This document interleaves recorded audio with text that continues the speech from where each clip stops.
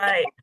Well, welcome everyone to the Department of DEI's first town hall meeting of 2022.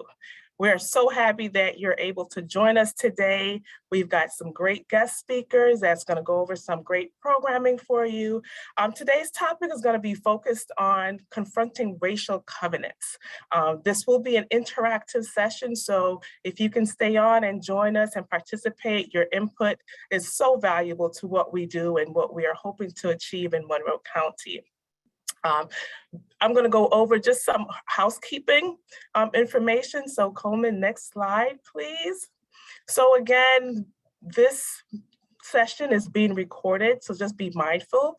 We are operating from a new platform where normally it is a webinar platform, but because we want this to be interactive and we will be going out into breakout rooms, we've formulated this session as really a Zoom conference. Knowing that, please, we ask that you keep your microphone muted until there's a time where you do have the opportunity to speak, whether it be via question or in the breakout rooms. Keep your cameras off because we are going to have our speakers, our presenters being the focus, and then they will direct us to how they want us to operate as such. Any questions that you may have for the facilitators, as always, we ask that you direct them directly via chat when we're not in the breakout sessions. We will be monitoring the chat so that, we'll take every opportunity we can to get your questions answered, as well as get you any informational if we don't get to your question in that particular time frame. Public comments, again, feel free to use the large chat feature so we can all see that. I ask that you just be mindful and, everyone's perspective and experience and thoughts is valuable, right? And we may not always agree. We may not have the same experiences or even the same beliefs. However, in this platform, we really ask for respect. That's how we learn about each other. That's how we get to know each other. And that's how we grow together. And so with that, I am going to pass this on over to Ebony, and she will give you a lot more information about our presenters today and the programming. Thank you. So hello, next slide. My name is Ebony Burgess and I'm the Staff Development ADA Manager. So today I just want to go over our agenda. We'll have some reminders as it pertains to DEI and what's going on. Our introduction of our guest speakers, Mr. Shane and Kimberly, and then our presentation. So I don't want to take a lot of your time because we really want to focus on the presentation because we have a lot of information to get in within the hour and a half. So some DEI reminders, we have some exciting and informational content coming up for Black History Month next month. So please do not discard our emails that we send out. I know some individuals may think that it's spam because they're not used to receiving emails from our department. I strongly encourage you just to read those because we have a wealth of information that we're trying to get out to educate the workforce around Black history next month. Our next town hall meeting will be next month, Wednesday, February 23rd. Again, it will be a continuing of the conversation and training that we're having today. So if you enjoyed this session, we strongly encourage you to come back so that we can continue the discussion. Also, you should have received by now the diversity survey. Those surveys is simply to gather the demographics that are within Monroe County so that we can have a baseline to know what it is that we're working with and what we're working towards. Also, if you're interested in joining our culture committee and want to know what it is that we do, or you're even interested to just have different things that we haven't done throughout Monroe County, I strongly encourage you to join the culture committee. We meet every first Wednesday of the month via Zoom, and it's at 3 o'clock. So if you're interested, please don't hesitate to reach out to me via email or send an email to our MCDEI mailbox to let us know that you're interested. Next slide.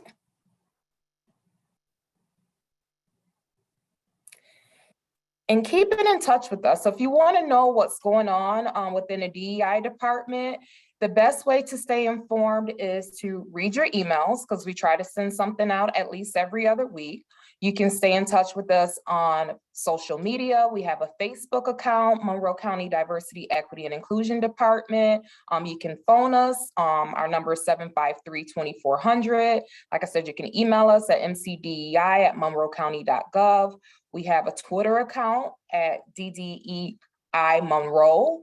We're on LinkedIn at Monroe County Department of Diversity, Equity, and Inclusion.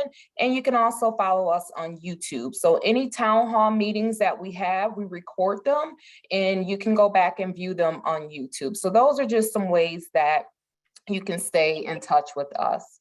So without further ado, I want to introduce our two presenters, Mr. Shane Weigand and Kimberly Brown. So I'm going to pass the floor over to you.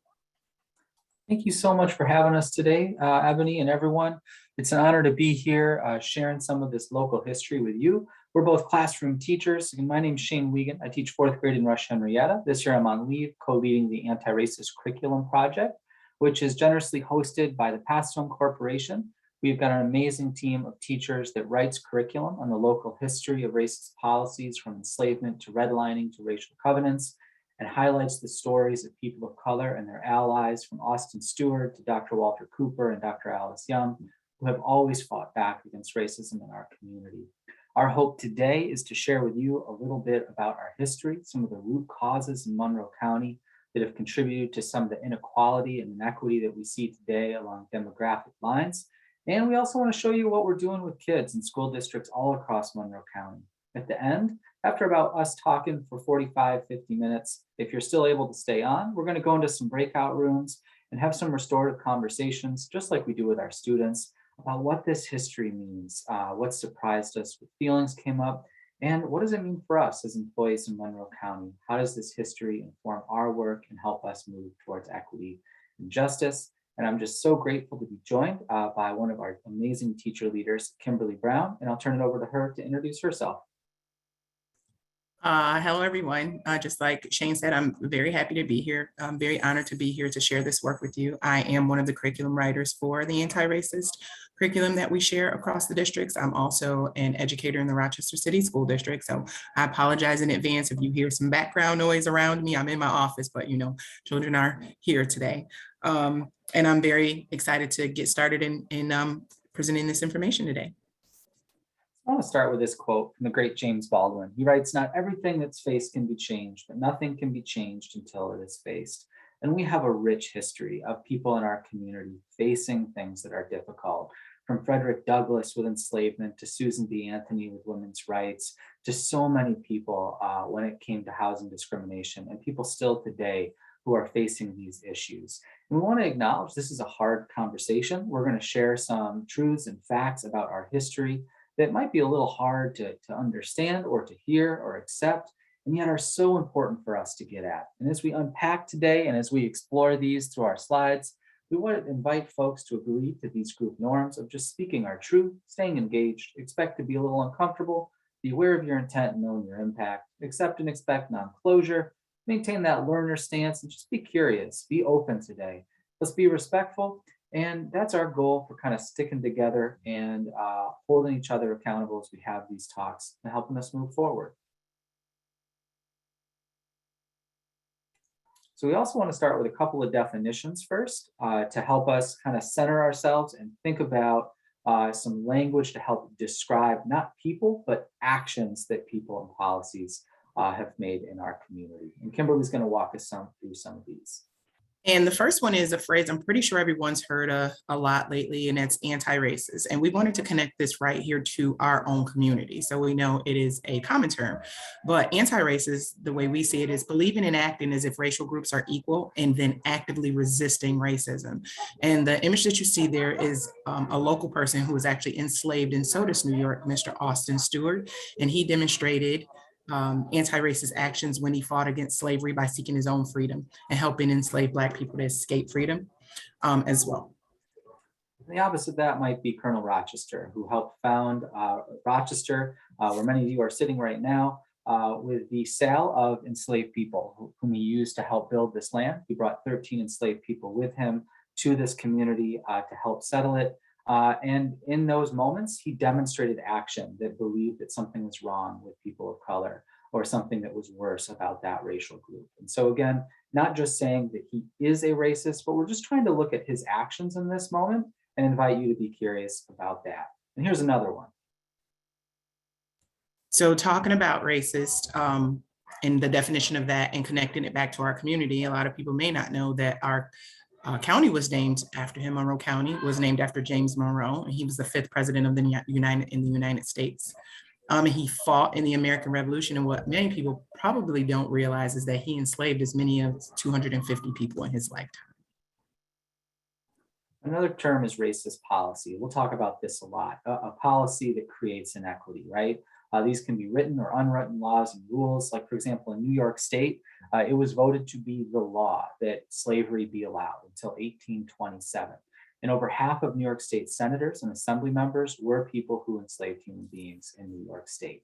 So just some language to help level set us before we dive in. Another really helpful way to think about these terms as actions is through Dr. Beverly Tatum's work, who invites us to visualize the ongoing cycle of racism as like one of those moving walkways at the airport. So for example, someone demonstrating racist action, they're walking fast on the moving walkway towards inequity. They're making a choice. The passively racist person is kind of staying still. They're not really doing much. They're trying to be a nice person. They're not really taking any action. This is me for most of my life. But they end up in the same place as the person who's deliberately taking racist action. Whereas anti-racist actions are those that dismantle white supremacy and inequity and racism and work towards justice. And we hope that you kind of keep this metaphor and some of these examples in your head as we go through our presentation to help you sort of consider and be curious about our history, because the problems are significant. So what you're looking at here is a map of New York State, upstate New York, and we have some of the nation's most segregated schools. And Penfields would be one of them. So it's the border that divides Rochester from Penfields in terms of segregation.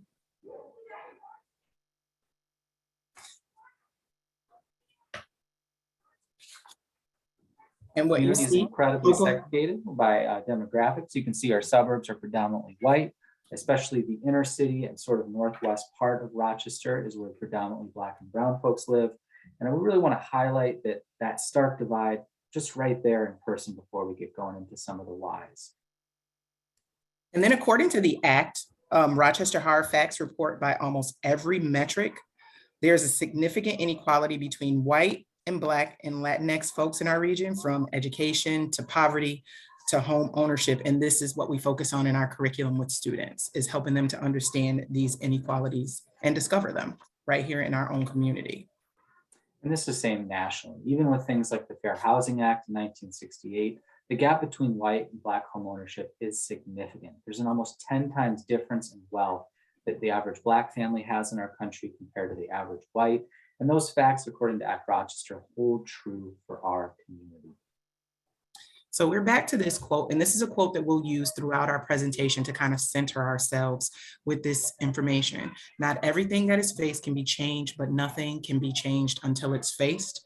And there's been many times I've been in conversation with people who hear about the disparities in our community, and their first question generally is, what can they do about it, right?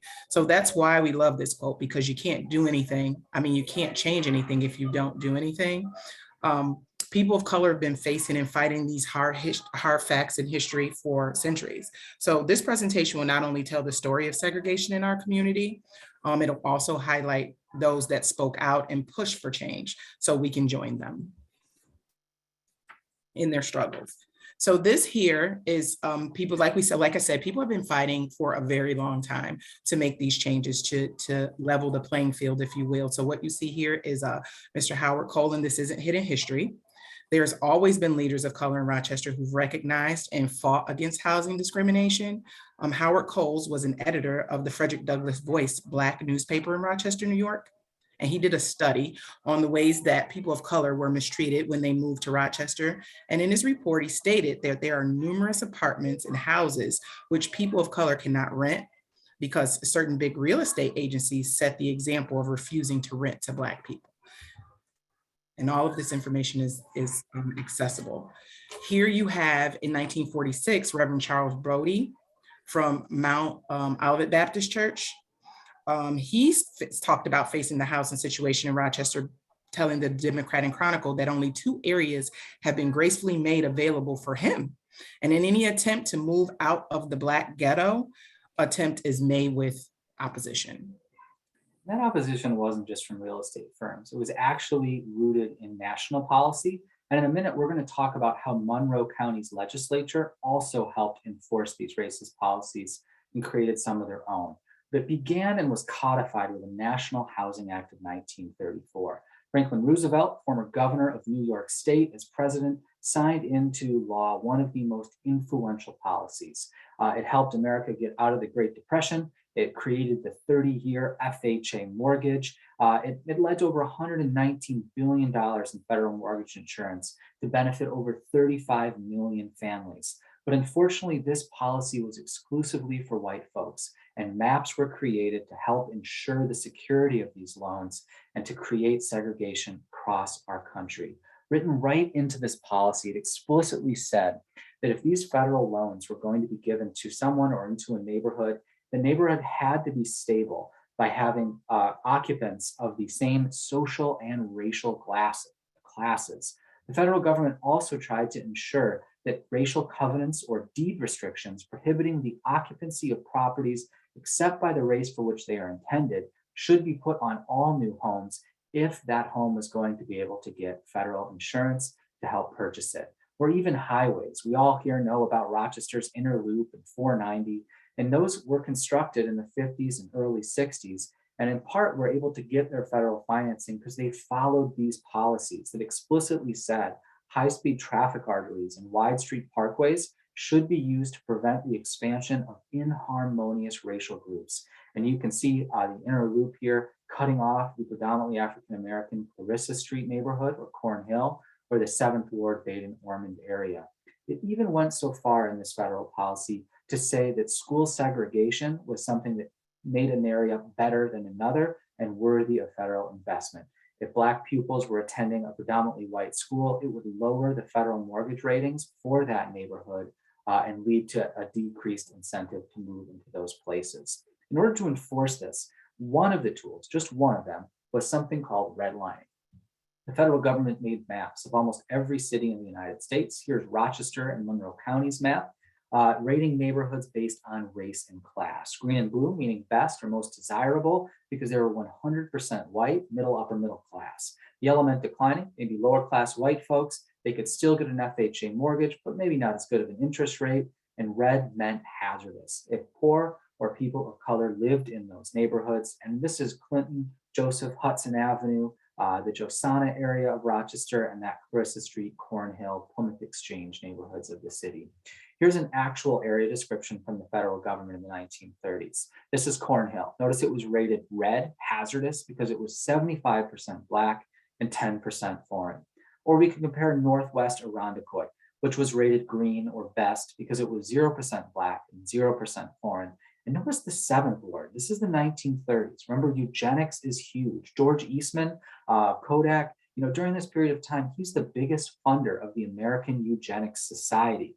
This is when Hitler is on the rise in the 1930s. He's borrowing from federal policies in the United States. And notice right here, Italian, Jewish, and Black were all listed as part of that hazardous category, making these areas that way. I want to highlight, though, that Jewish and Italian folks legally became white in the United States in 1944 with a GI Bill and had the freedom to live where they want and receive VA and FHA mortgages, where Black folks did not have that same right until 1968. Our suburbs were so segregated and the policy was so effective that by 1960, almost 30 years after this policy began, the most integrated suburb of Rochester was the town of Henrietta, with just 11 individual people of color living there. Dr. Cooper and his wife Helen looked at 69 apartments across Rochester in white neighborhoods, and they were denied at all of them, despite having PhDs, being upper class folks, right? Denied at everyone. So by 1958, they decided they'd had enough. They organized with friends at the NAACP, and 11 families moved into Henrietta together to be in solidarity, and not because they wanted to live in Henrietta, but because it was the only place where the white community was the least organized, and they were able to kind of sneak their way in despite facing quite a bit of abuse. And to give some more national context, according to Richard Rothstein in his book, The Color of Law, the FHA and the VA insured half of all new mortgages nationwide. And the FHA and the VA gave out over $119 billion in mortgage insurance to help families. In this picture, you see Alfred, you can go back for me. Alfred Curtis was the chief underwriter for the FHA in Rochester. And the picture is breaking ground on whites only veteran housing in Brighton. Howard Coles tried to help Black World War II veterans apply for this housing, but all were denied because of the color of their skin. Over 35 million families benefited from FHA and VA-backed loans. 98% of them were white. I want to highlight one of these examples because it didn't matter how much education or wealth or even status in the community you might have. In 1957, Dr. Alice Holloway Young and her husband, James, they wanted to buy a house with a little bit more yard space, a little bit more room for their young children to play and to grow. And they chose the 19th floor. This was a blue line neighborhood, whites only at the time. They went to every bank in town. Every single one denied them a mortgage because redlining was still in full swing in Monroe County. They went to the real estate agents and all told them they could not show them houses in the 19th ward. So Dr. Young, she got creative. She went to her friend, Mrs. Harper Sibley at the NAACP, heiress of the Western Union Telegraph fortune, who bought her a house in cash on Millbank Street. The Youngs decided to move in, even though they hadn't seen the house. They did a kind of private mortgage with Mrs. Sibley, and they moved in the middle of the night. They didn't bring a moving truck because they were afraid of kind of causing a stir in the neighborhood. But then sure enough, the next morning, they found this horrific note signed from the Ku Klux Klan of Millbank Street in their mailbox. The Klan tried to burn down their house, but the Youngs stood firm. They partnered with the Bush family, a white family on the street, who Dr. Young, who's a friend, has asked that when I tell her story, I mention the Bushes. Because she says so often people will say, you know, white folks just didn't know better back then. People were just ignorant. And she says to remember, no, the Bushes knew what was right, and they stood with us and helped the Youngs live there for the next 17 years. We don't think of Rochester as a Klan town, but if you take a look at this photograph from the front page of the Democrat and Chronicle, there are over 8,000 Klansmen fully robed, burning 3 50-foot-high crosses. And this is East Rochester's high school football field, right? This was one of those things. It wasn't just redlining, it was also racial terror that tried to keep people out of these neighborhoods. And as always, people like Dr. Young fought back. So we all grew up learning about legally segregated water fountains as a symbol and maybe one example of blatant racism. Most of us were not taught about restrictive covenants. So when you buy a house, your deed stipulates what you can and cannot use for your land for. So for example, deeds often specify how far back from the road the structure should be or how big you can make your shed. But from the 1920s until 1948, it was common practice to write racially restrictive covenants into home deeds, specifying which races were not permitted to purchase or inhabit the home. In the summer of 2020, though, City Roots, CLT, and Yale Law partnered to produce this report documenting tens of thousands of racist deeds in Monroe County. And there's this amazing educational series that debuted on Amazon Prime, I want to say in maybe late 2020 or early 2021, and it's set in the 1950s, and it features a Black family. It's called Them, I'm sorry. And it features a Black family that moved from North Carolina to an all-white neighborhood in LA. And this shows and highlights the form of terror that people of color experience in all forms, from physical to psychological to legal and political. As our research team was going through these deeds, and these deeds are still on tens of thousands of homes, deeds right there at the Monroe County Clerk's office. We partnered with Jamie Romeo and some of the clerks to really dig through this and uncovered thousands of them. And as our team was going through it, we started saying, okay, well, let's not just find where these are, let's pay attention to some of the names on these deeds. And on tons of these, we started seeing this name, Clarence Smith. And then we realized this was the Monroe County manager. In fact, He's the longest serving county manager, I think, in Monroe County's history. He served from 1936 to 1959. And he signed on to thousands of these racial covenants. And here's one of the ones he actually signed on homes all across Northwest Irondequoit, including right by West Irondequoit High School off of Cooper there. It explicitly said, in his words, that no person of any race other than the Caucasian race shall use or occupy any building or lot except if it's relegated to a domestic servant. You know, we don't often think of Monroe County as being like the George Wallace's of the South, right? Or this segregationist kind of a place, but our leaders knowingly and intentionally did this. In fact, Clarence Smith couldn't do this alone. He brought this before the entire county legislature, who unanimously voted to place these racial covenants on all of these tax foreclosed county homes to ensure their security, following in line with what the federal government was encouraging. In fact, they went even farther. In the report, our researchers documented that in 1939 and 40, the legislature, then known as the Board of Supervisors, they sold a number of foreclosed properties to the head of the real estate board, Fred M. Hills. They've ensured that these lots be subject to restrictive covenants for the benefit of parties and the public and owners, and explicitly saying in these lots that these were to be sold only to the Caucasian race. And here's something unique. While other restrictive covenants like the ones that Kodak made and some of the other ones across the community, they would expire like 30, 40 years later. But an exception was made for Monroe County's racial covenants. It actually specified in the legislation that they continue in force forever unless until modified by common consent. And the county put these all on their deeds across the county. But it wasn't just Monroe County government, which is a story I think as county employees and county government, we need to own a little bit more and wrestle with and try to understand. But it wasn't just the county. This was something happening all across our area. Yep, and segregation, thank you, Shane. And segregation in Monroe County was so carefully planned that when VP Harry Hay of Kodak wrote the deeds for the Meadowbrook neighborhood in Brighton, he included that no lot or dwelling shall be sold to or occupied by a colored person. And this is a picture of the actual restrictive covenant that is on the land for all of the Meadowbrook homes.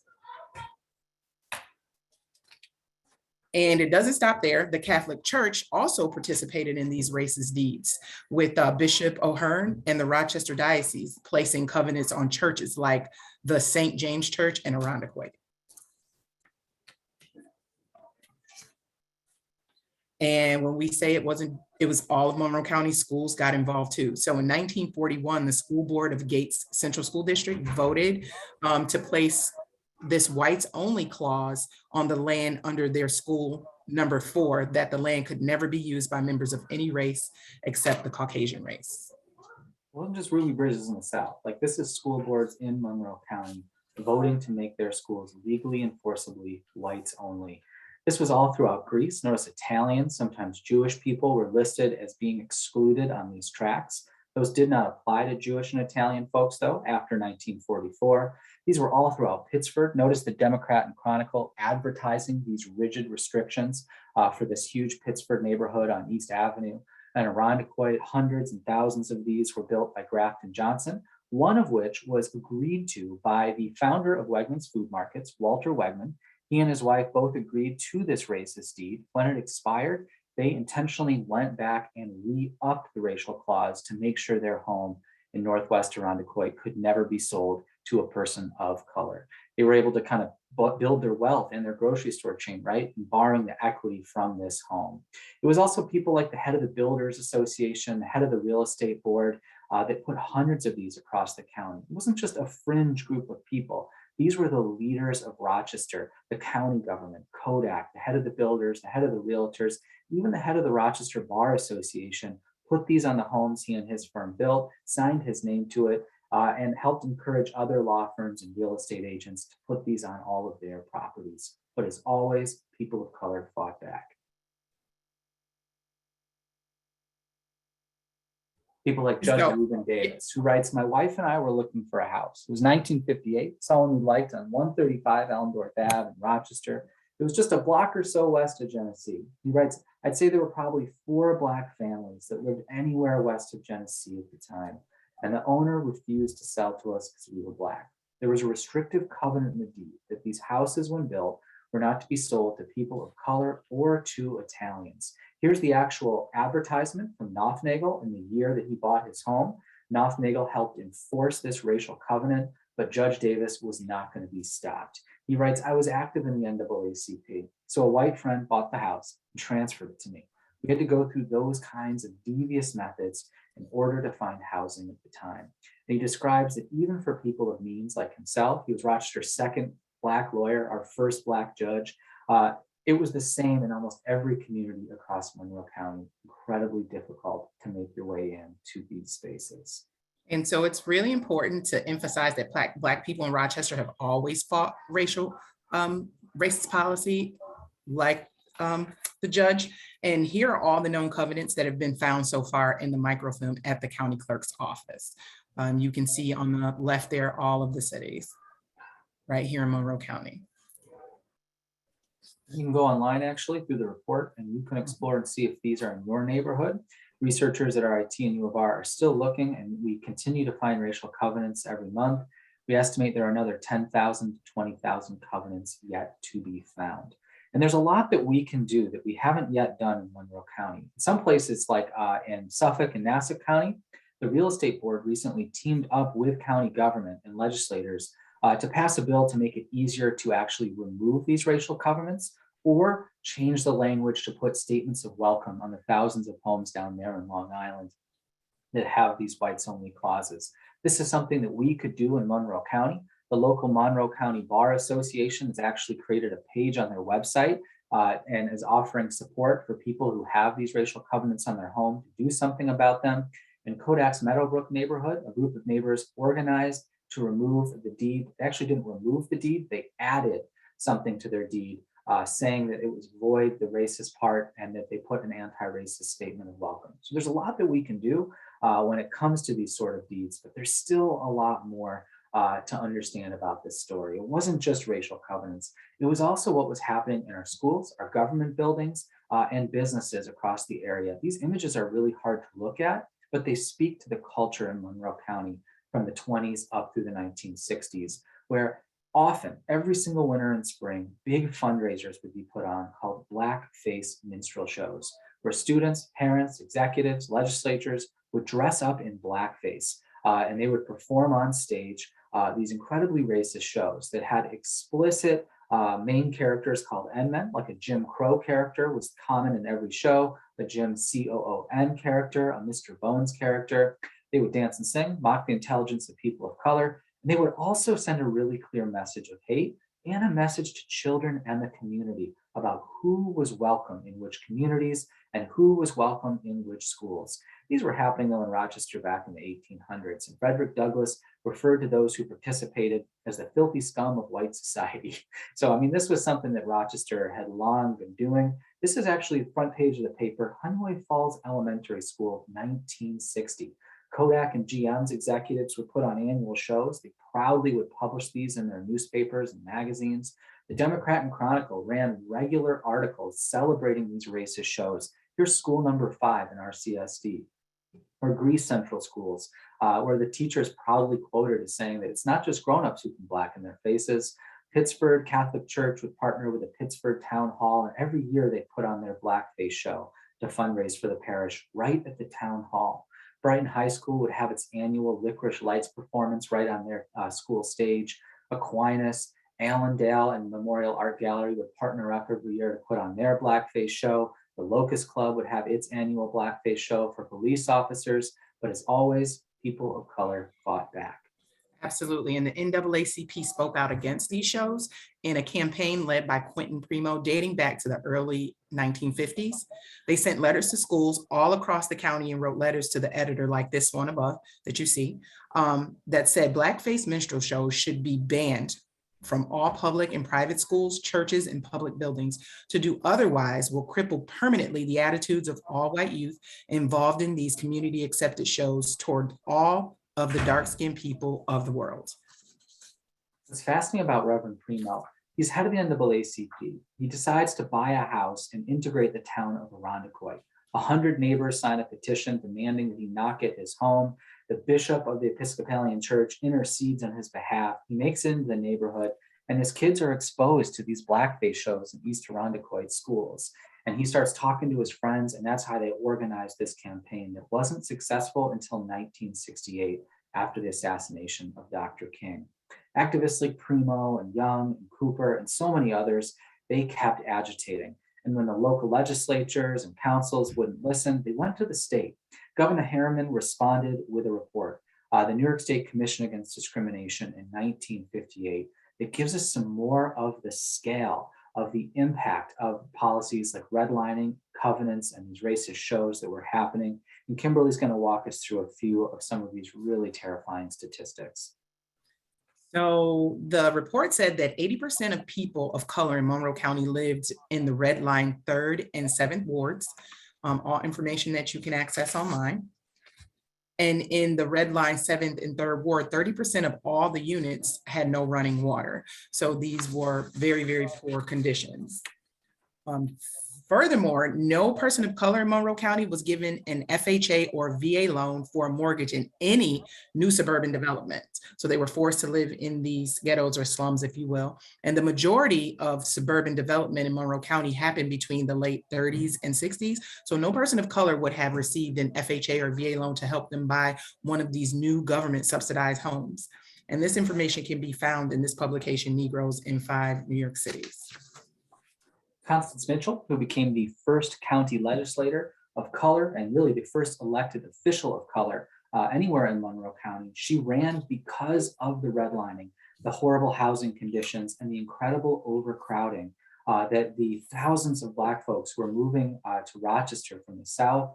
Many folks were coming from Sanford, Florida, up to pick fruit in Rochester suburbs and rural areas. And then when they went to find a place to live, they weren't allowed to live in those suburbs or rural areas. They ended up having to be forced into apartments and slums that had been preordained by the federal government in those red line neighborhoods.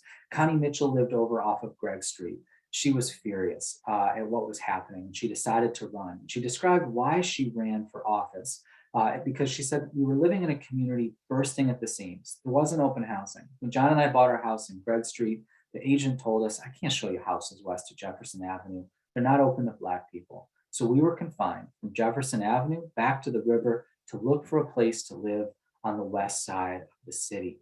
And our students love learning about Connie Mitchell and the ways that she ran for office. It took her 2 tries in order to win. She had to go against Lester Peck, who was the druggist in the 3rd ward, who had a racket around using welfare checks and overcharging the community for prescriptions that other pharmacies wouldn't sell. I mean, she was fed up. She finally wins. It's 1961. On her first day of work as county supervisor, none of the people said hi. I mean, take a look at this picture published in the paper of her and her colleagues on the supervisor board. Instead, the Democratic Party leader at the time, Mr. Grossman, actually called her the N-word. Later, she went to use the bathroom. There was no ladies' bathroom in the county office building. She had to find a female secretary who took her across the street to where women used the bathroom. But she fought and got that bathroom eventually put in. We tell this story. Here you can see her speaking before the legislature. She was amazing. She actually taught herself shorthand because she often didn't understand what was happening in these meetings. She was new to this sort of space. So she just started recording everything in shorthand.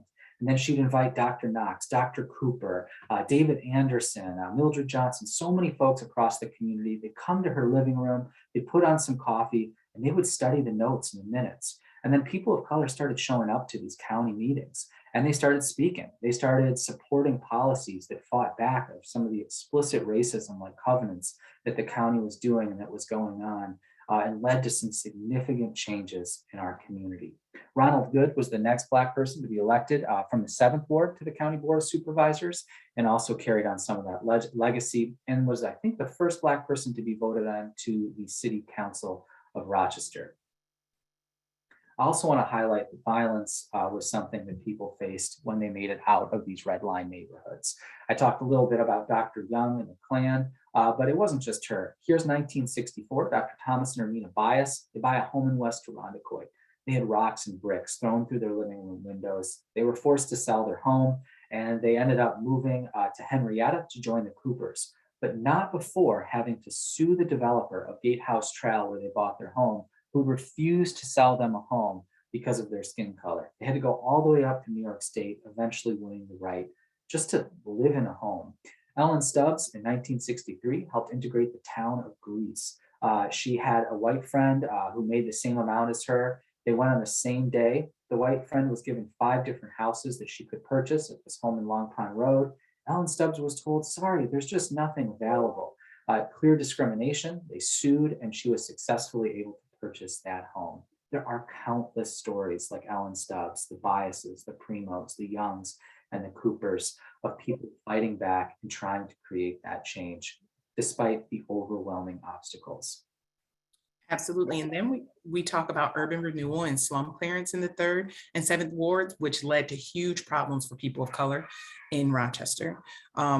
The all-white planning committee, overseen by Elmer Milliman and John Dale, helped facilitate the displacement of 886 families from the 7th ward. And a few years later, 850 families were displaced from the 7th ward.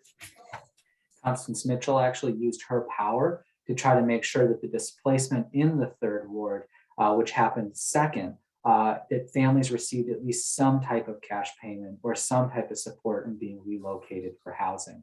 But her efforts, while helpful, it just wasn't enough. It led to incredible overcrowding. On streets like Jefferson Avenue, librarian Olga Edwards describes people moving in by the hundreds, white folks moving out and converting single-family homes into 5-family apartments, with 5 families sharing 1 kitchen, 1 bathroom.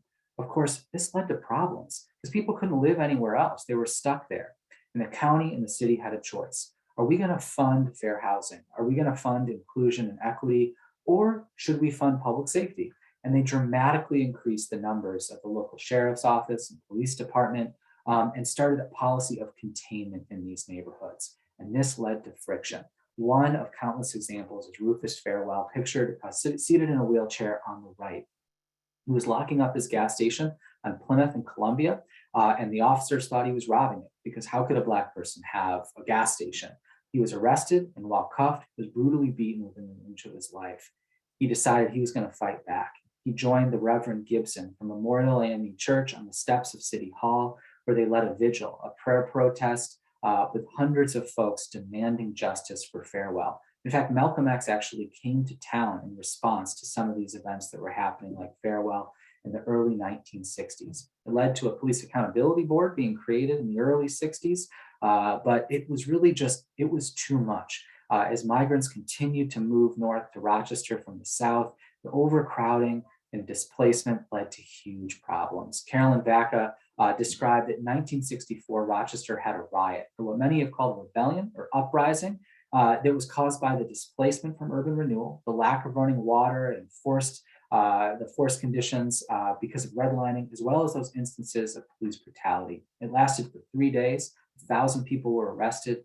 1,500 National Guard troops were called out to quell the protest.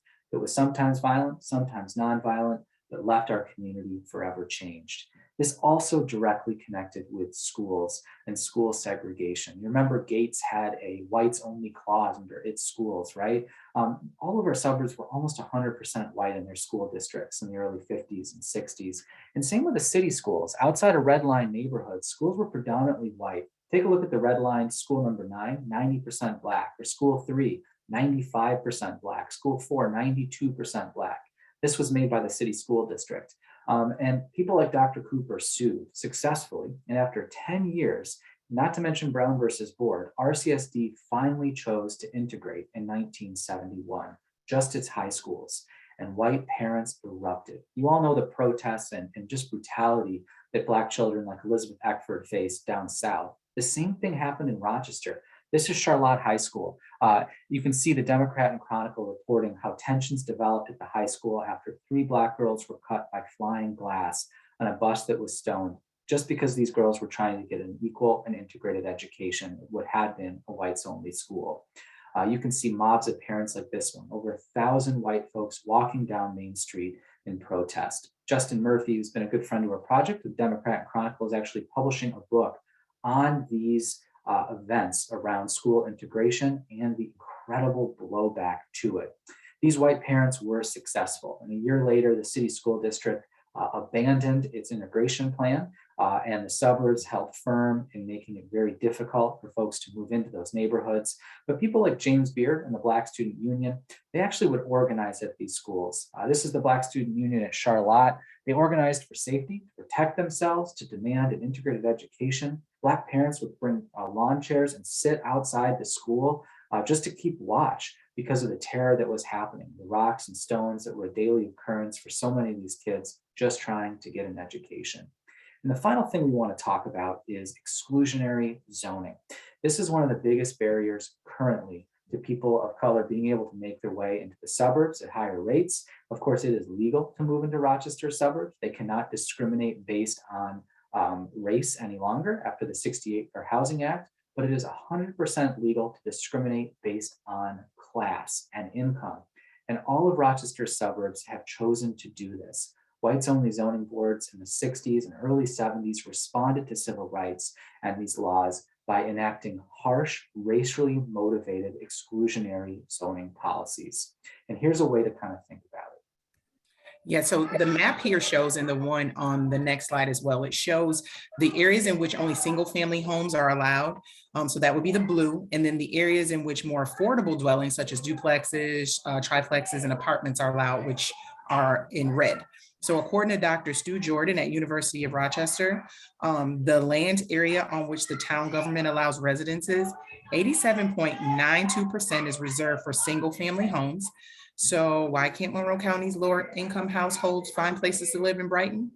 Because Brighton town government makes it illegal to build more affordable types of houses on all of the town's land. And this is true for Pittsburgh, this is true for Penfield, Webster, all across our area. And oftentimes you can make this direct connection between the covenants in these towns and the zoning in these towns that are still predominantly white. Remember at the beginning, Brighton Schools has the 6th most segregated school district border in all 50 states. As always, though, people of color have fought back. For example, here's Robert Rhodes. He was a Pittsburgh resident, one of the first Black people to own a home there in 1968, head of the NAACP. He referred to Pittsburgh's proposed zoning plan in 1968 as the new racial covenants. He cited the Kerner Commission. He described that what was happening with Pittsburgh zoning was something that would hasten the day when we will be a divided community on our way to self-destruction. To me, self-destruction seems obvious when you look at some of Common Ground Health statistics.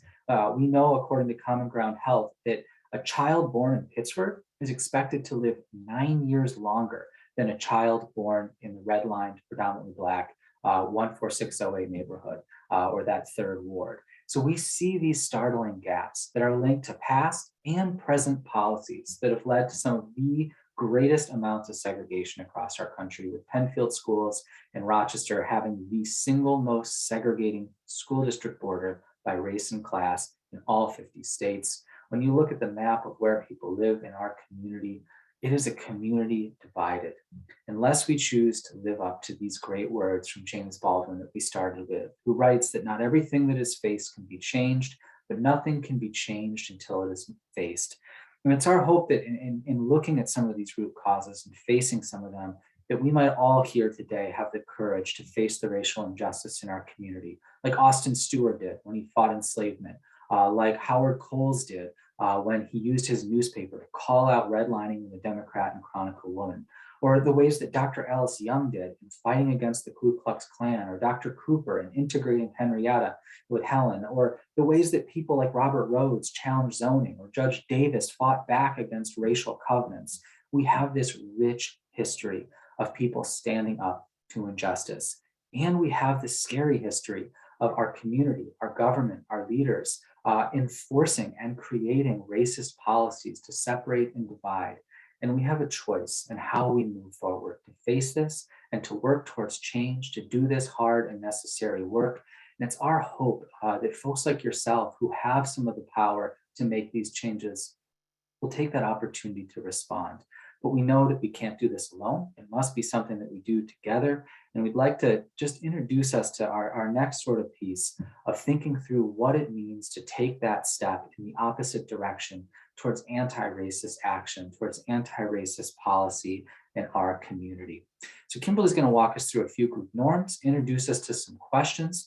I'm going to create some breakout rooms for us to be able to share out about that. If you could send me a direct message if you require translation services in your breakout room, and we're going to make sure that an interpreter is placed in your room. But again, Shane Weigand, if you could send me that direct message, that would be excellent.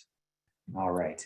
Alrighty, so we do these group norms in the very beginning. So speak your truth, stay engaged, expect to experience discomfort, be aware of intent, but own your impact, accept and expect non-closure, maintain a learner stance and remain open. It's okay to pass, be respectful. And if when you find yourself in your breakout groups that there's something else that you want to add to the list of group norms, just let the person in that group, your facilitator, know that. And we'll be thinking about all of the things that we just went over in answering 3 questions or responding to 3 prompts together. You're going to be thinking about a feeling that is coming up for you after engaging in this information, what you used to think and now you know, and then what does it mean for you or me in Monroe County to own this history and move towards equity. So when we get our breakout groups, make sure to put your name in the chat. And again, here are the 3 questions that we'll be answering while we consider that Monroe County is the home of Clarence Smith and his legislature, but as well as Constance Mitchell and other people who have fought for equity in Monroe County. Let me take a quick second to put these in the chat. Hold on a second. Oh no, I lost my screen there. 1 second. I want to put these questions in the chat. Coleman, if you could join room 6, that would be great. And I think we'll have someone from the DEI team in every room. And me and Kimberly will also be in the rooms as we get started here. Let me make sure I've got them all set just right here. All righty.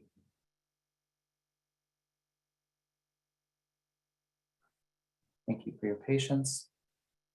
All righty. I think we're good to go. And for co-hosts from the DEI team, if you can just check and join a room that maybe needs another person, that would be awesome. Let's take about 20 minutes, 15 minutes to respond to these questions. Remember, we'll put your name in the chat to make an order. Make sure you hit join, and here we go.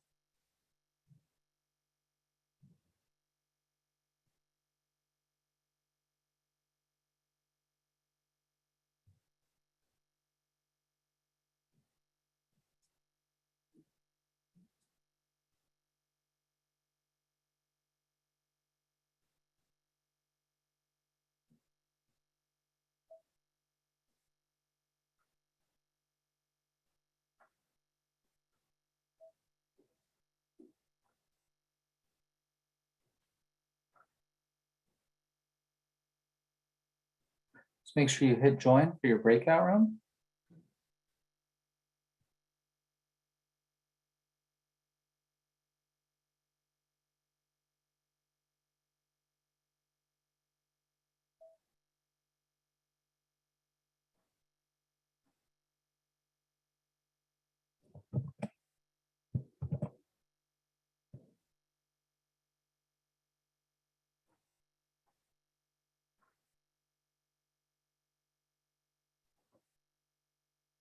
Mr. Wagon.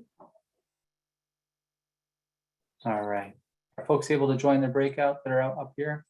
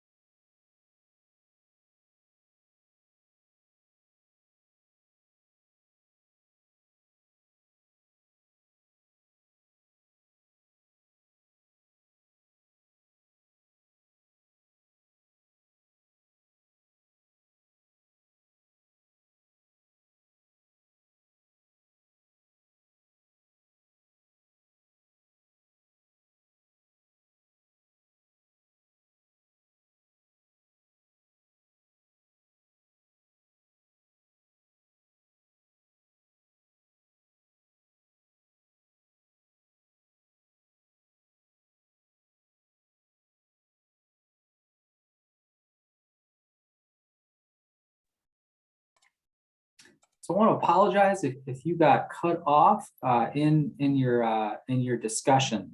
But for the rest of our time, we just want to open it up for folks to feel free to unmute.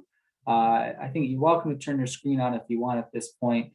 And just share any comments, any questions, how you responded to that last question. What does it mean for us to own this history and move towards justice and equity in our communities? And Kimberly and I would love to answer any questions you have about the presentation. We could have talked for another 3 hours. There's so much more history to uncover and to talk about. One question that did get brought up in my breakout room was how can we make sure that students across Monroe County learn this work? And we have free professional development and free open source curriculum. We're working with over half the districts in Monroe County to help engage teachers to use this in their classrooms. And that's one of the steps. But would love to answer any questions you all have about presentation and about this work and what's happened. I see a hand from Yvette, and feel free to put questions in the chat too. Oh, make sure you unmute. I'm sorry. I live in Brockport, so how can we get that into Brockport? I mean, do you have a listing or whomever you're supposed to get in touch with and to see about doing this in Brockport? Yeah, currently we're not working with Brockport schools. We just haven't engaged with them yet, but it's always good to reach out to the school board, to send an email to the superintendent and the assistant superintendent in charge of instruction. That'll all be right on the website. And if you share with them the link I put in the chat to the curriculum, which if you click on it, it should open right up. We would love to get in touch with them and share some of this work. And if you help set up that meeting, that would be amazing. Or even the principal at your child's school. That's how we've gotten into many of the schools where we work. Okay, because there are a lot of children from out of Rochester who go to Brockport, which is, and I'm sure, I know that some of them do have a little bit of a stir in Brockport because people just don't know how to, I don't know, it's always a city, it's always like a city versus suburb type of thing. And my child who's there says it's a lot of the kids in Brockport. So I think their minds need to be opened up. That's what we hope to do, I think, and have been doing. We're out there in a number of the districts out in Churchville, Gates, Spencerport, Hilton, doing some of this kind of work. We were at Brockport, SUNY Brockport at the college. And so we're really hoping there's a way in to collaborate and get some of these resources in front of kids, not to indoctrinate them about the history, but to help them explore what it means, to make decisions about it and apply it in the ways that they see fit. So thanks for that question, Yvette. Nancy, did you have a question? I'm just listening. Great. Oh, I thought I saw you unmute. Who else? Feel free to put questions in the chat or unmute.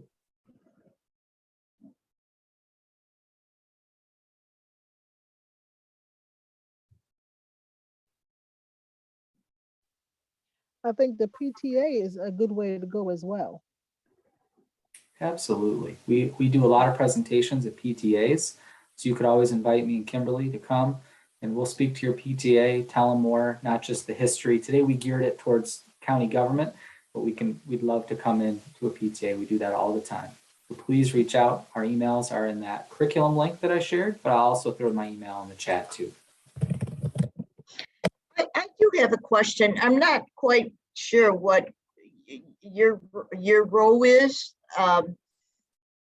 When you say we do a lot of outreach, and are you with a particular culture organization, or were you one of the sponsors of the documentary? I'm just trying to understand the roles here. Absolutely. So the Anti-Racist Curriculum Project is part of Patstone, the nonprofit housing corporation. Alex Castro, if you're familiar with Alex, we were hosted by them. Yes. And perfect. So Yes. through them, we've been able to raise funds from local funders like ESL and Farish and many others who have helped us be able to hire teachers. Keisha James and I run the project. Keisha wasn't able to be here today. Kimberly is one of the teachers that's hired on our team. We have about 20 part-time teachers who help write curriculum, do research, and run trainings and presentations all over town. So we do this in schools, colleges, we'll speak anywhere. Last year, we spoke to over 10,000 people, 1,500 teachers. We want the community to know our history and to be curious about it and apply it to make our community a better place. So that's sort of our mission. We've got funding for the next 3 years to be able to do this work. And we'll work with any school or organization that wants to learn. And I think that answers the question that's in the chat. Do we do presentations with churches? And I'm pretty sure that we would. We do all the time. I was just at Pierce Memorial, was at Memorial AME before that. We are all over town. We've done tons of churches. So please shoot me an email. We would love to come. Wonderful. I just didn't realize. Yeah, I didn't realize. And that's wonderful because that's what makes it happen. You know, the consistent outreach and reaching out and connecting, right? And informing and letting people learn and use it to understand, you know, because that kind of takes us back to what we tried to do in the 80s. The motto that you have was what we had.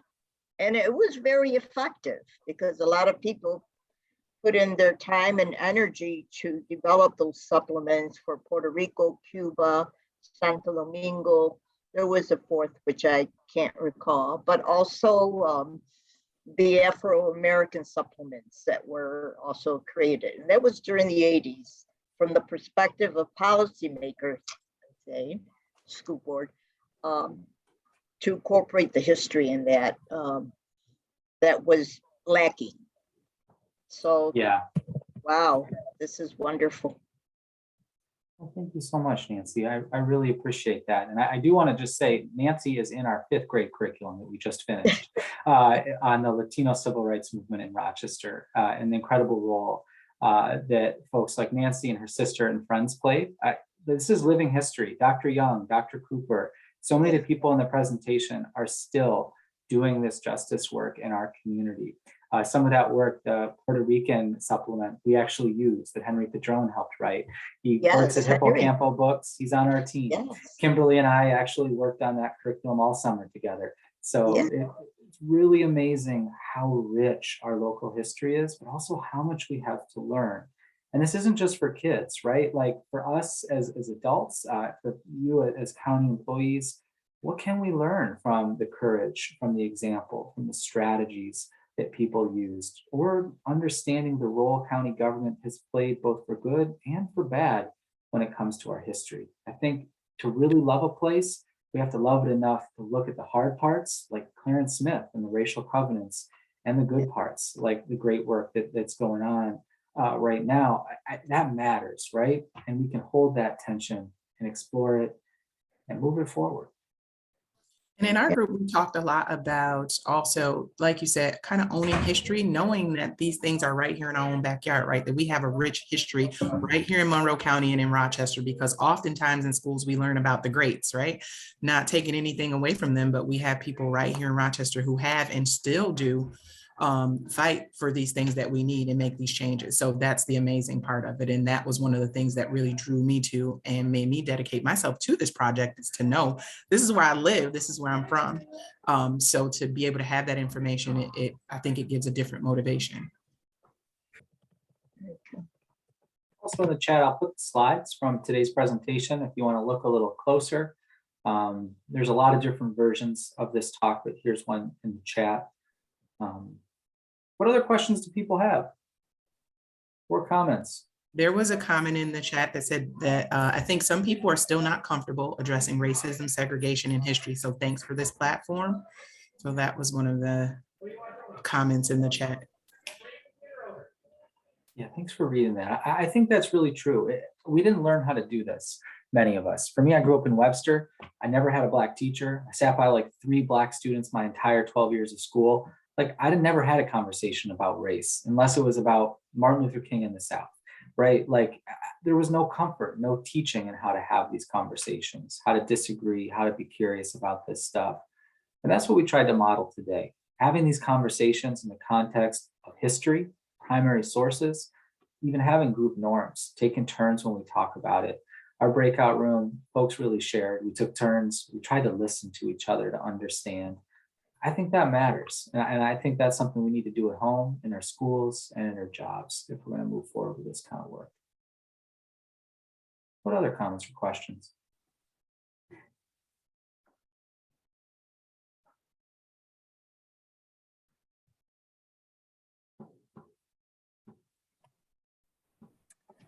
I just want to thank you. Like I said, just being able to hear the information again, and just to know the history of Rochester. I'm pretty sure with some of the folks who are hearing it for the first time, it probably was shocking.